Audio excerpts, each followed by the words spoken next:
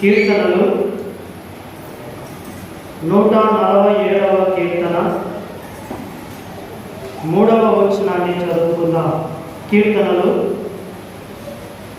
147వ కీర్తన 3వ వచనం.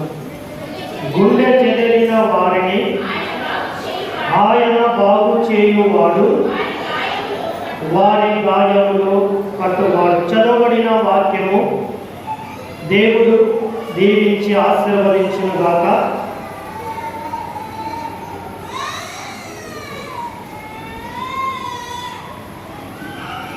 దేవుని యొక్క వాక్యమును మనము ధ్యానించుకుందాం.